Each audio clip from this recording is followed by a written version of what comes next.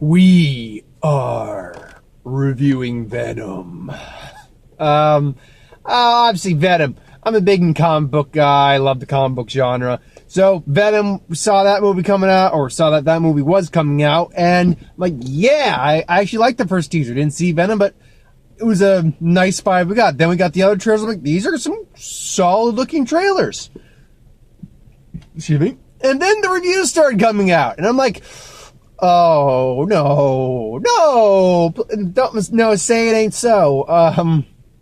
Last I knew, the movie was, excuse me, can you just windows to get some air? The window was hovering somewhere in the low 30s to high 20s, which isn't good.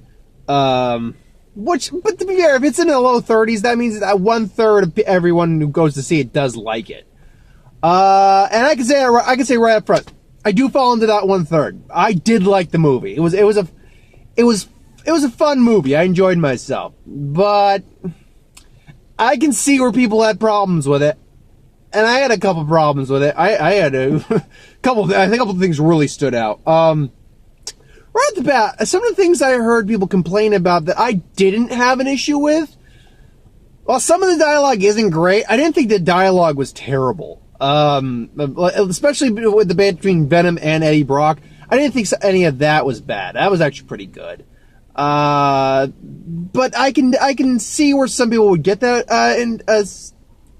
get that personal viewpoint on it. I didn't have that issue with it.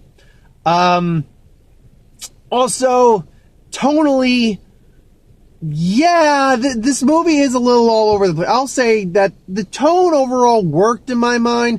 It's like a dark comedy almost.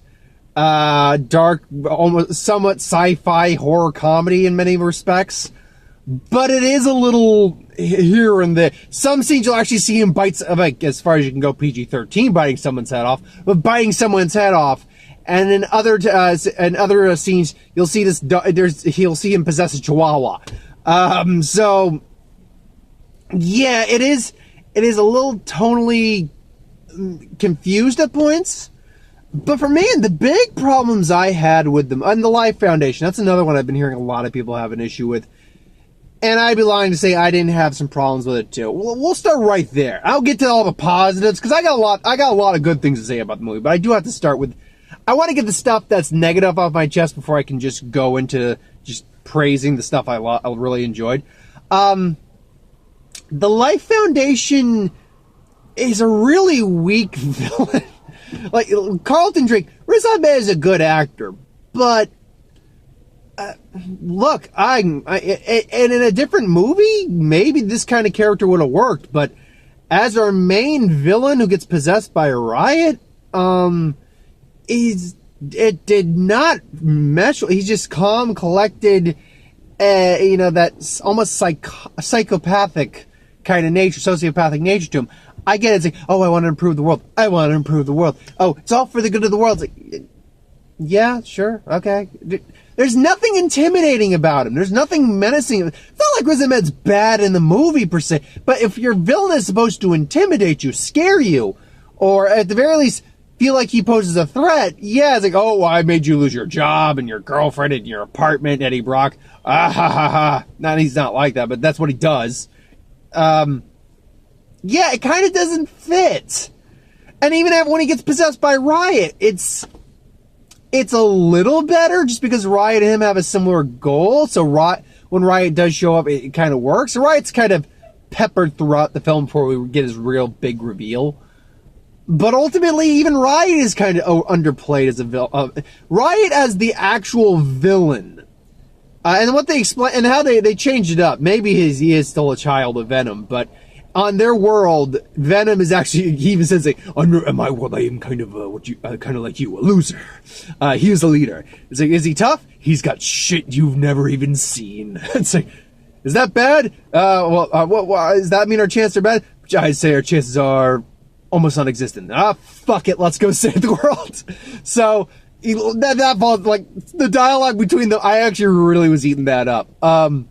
But Riot is cool when he shows up at the end, like in the last, I want to say, quarter of the film. But it's a problem. Riot himself shows up only at the last quarter of the film.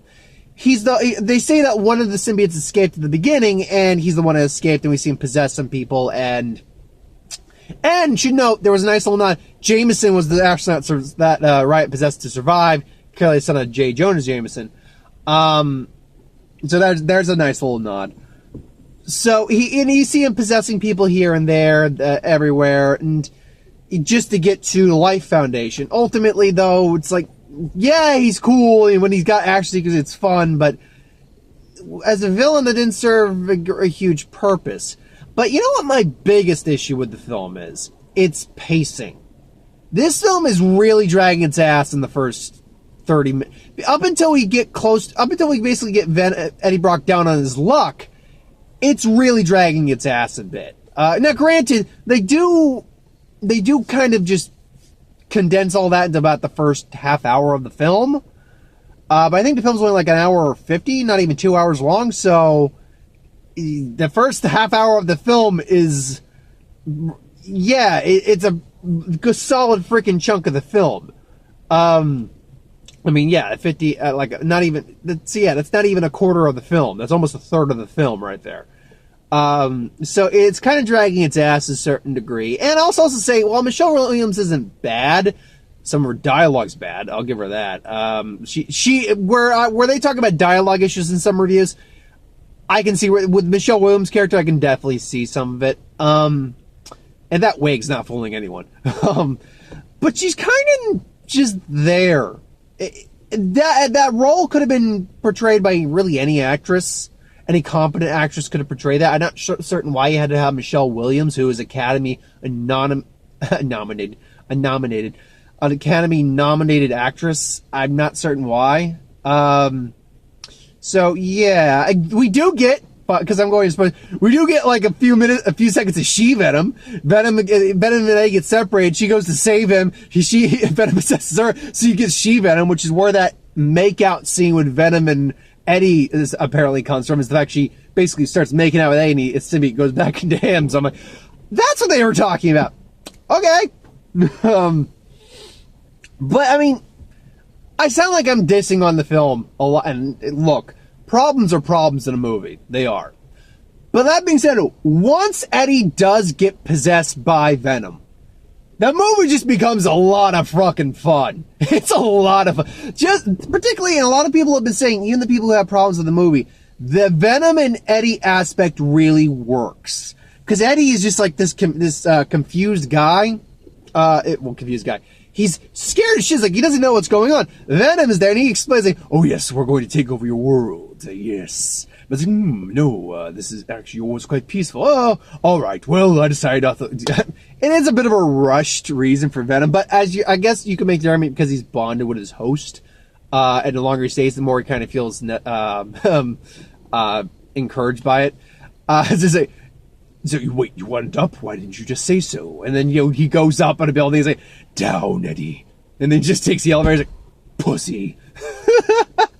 There's a lot of ones. Venom has a really fun sense of humor. It's like, at the end where it's obviously Venom's not dead, but he sacrifices himself to save Eddie. And then he's talking to Michelle Williams' ex, and he's like, tell her, it's like, oh, Vanessa, you will be ours. Tell her you want her. Tell her she will be ours. So what do you want to have for dinner tonight? Tater tots and chocolate. Which is a nod to the comics.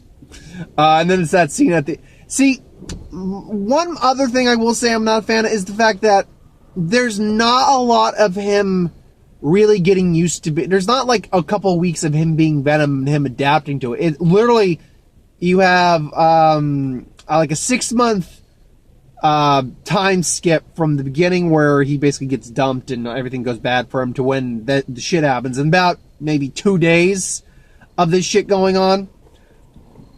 Excuse me. So it is one of those things that I just felt they didn't focus enough.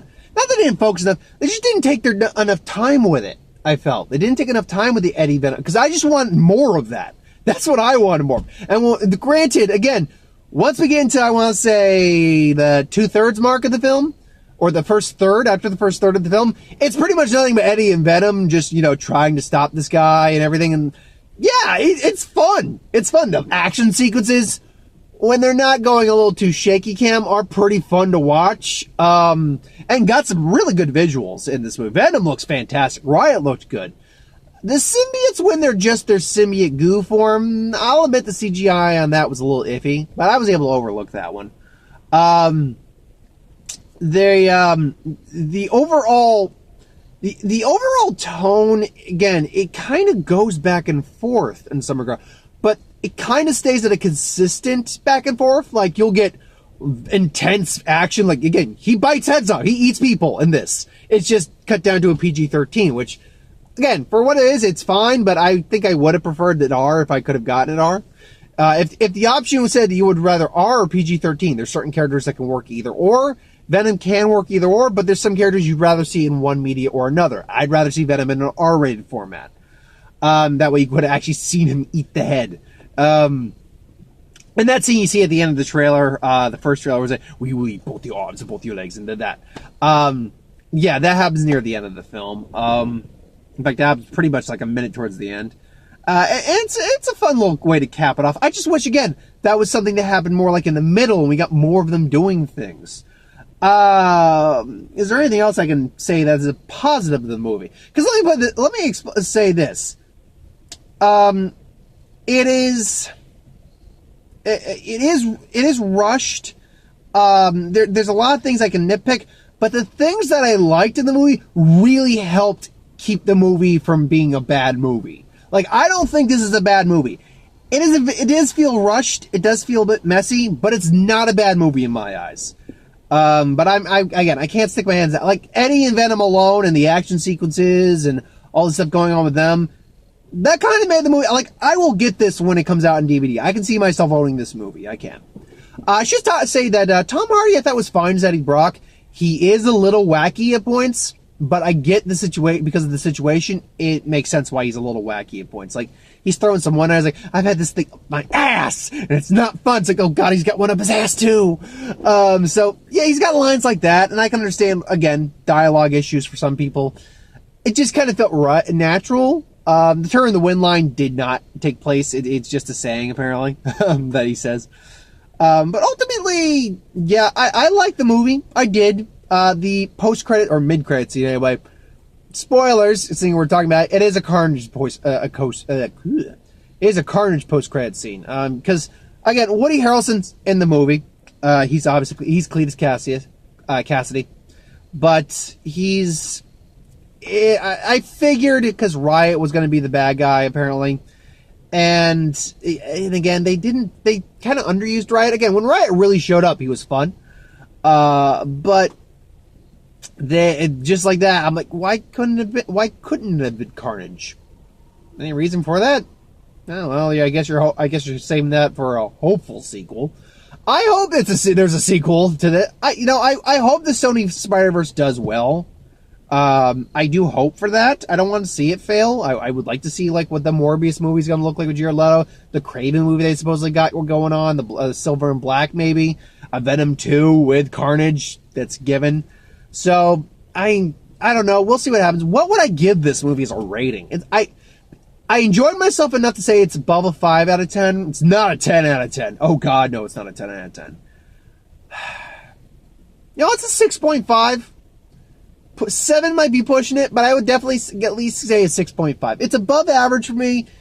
It's not my favorite superhero movie of the year. It's either Black Panther or Infinity War for that. Yeah, I'd say 6.5. I'd say that's fair. But yeah, I'd say if you are interested in seeing the movie, obviously I've spoiled a lot of stuff. But yeah, go by all means, don't let my opinion or anyone else's opinion jade your interest to go see the movie. See the movie, judge it for yourself if you're interested in seeing it. Or if you're not, support the movie, damn it. Aquaman, got Aquaman. I'm waiting for a new trailer on Aquaman. I'm also waiting to see if by chance they do move Aquaman, because a lot of Alita Battle Angel, which we also got, same trailer. I forgot to check if the date of release has changed on the trailer, though. But Alita Battle Angel, that also moved. But then we have, apparently this PG-13 Deadpool thing, whatever that is. Look, I'm sorry. That whole 8 to 12 day period is just too fucking packed. At least one other person needs to get the hell out of there for their own benefit. Not for the whole month's benefit, but for their benefit. Because you're not going to, with all that competition, you're going to cannibalize everyone. Everyone's just going to cannibalize each other.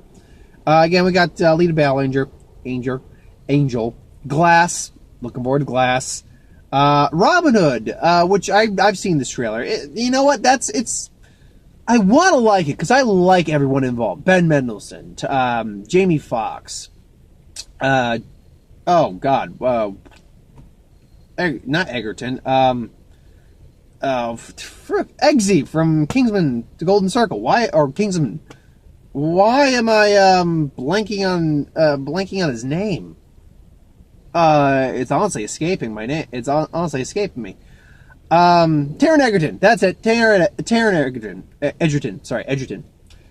Yeah, I like all those actors. The trailers aren't bad, but I'm getting a very King Arthur Legend of the Sword vibe from it, which was not a good movie. So, I don't know. I'm concerned, but we'll see what happens. Captain Marvel. Yeah, honestly, watching that trailer, that is kind of an underwhelming, and it's just a teaser, it's just the first announcement trailer. It's a bit of an underwhelming trailer when you watch it on the big screen. I'm looking forward to Captain Marvel. I am. I'm going to go see it bells on, but I gotta say, it is a little bit of an underwhelming trailer when you watch it on the big screen. Not terrible, just underwhelming. The newest trailer for Into the Spider-Verse, you get Spider-Man Noir, Spider-Gwen, Spider-Ham, all that. That looks like it's going to be good. That looks like it's going to be pretty fun. And the newest trailer for Girl in the Spider's Web. I heard some people say this. I hadn't seen up at this point. I heard some people say it gave pretty much the whole movie away. I'm like, really? And then I'm like, oh yeah, they just gave the whole damn movie away. Like, what the hell? Seriously, what the hell? It's like, yeah, I get it. You're gonna draw people in, or you gotta draw people in, but understand it. Save some of that, keep the suspense alive. Come on. Reuse some shots from the first trailer and just splice it into this one, and it works. Honestly, I'll tell you what, even with some of the music, it almost had like a Rogue Nation, Mission Impossible Fallout vibe, or just a Mission Impossible vibe, because there's like slightly similar in like, dun, dun, dun, dun, like almost like the dun, dun, dun, dun, there's like that sound in the back of the music. And you get like a scene of her motorcycling over ice on a frozen river. So, and that's cracking. So I'm like, and then you get like these set up like a sniper, and he's got the cameras. Like, oh, okay, totally, this is different. Well, I don't know. I like the first one. It's not Rooney Mara, unfortunately, or was it Rooney Mara? Yeah, it was Rooney Mara, not Kate Mara. So yeah, it was Rooney Mara. So yeah. I don't know. I like that one, so there's no Daniel Craig or her in there, though, so that sucks. And I think it's like a combination. From what I can tell, the story's actually a combination, not a more than just this girl in the spider's web. But I don't know. Maybe it'll be good. Who knows? But yeah, that's my thoughts on Venom. That's my thoughts on the trailers. I will try to see A Star Is Born next week, or maybe over the next... I'm working the next couple days, but if I get a chance, maybe I'll go out and catch a quick feature of it. Who knows? We'll see what happens. But thanks for watching. I hope you enjoyed. Like, comment, share, subscribe. As always, who wants to review something, put in the comments below. Let us know. We'll do a review of it at some point. Ideas of who would win, Star Wars, Superhero Magic, What If, anything I do on the channel. Put that in the comments below as well. I'll get to that at some point. I will have a box office report and a What If on Sunday, and the Who Would Win will be up tomorrow. So thanks for watching, and I'll see you next time. Have a good one, folks.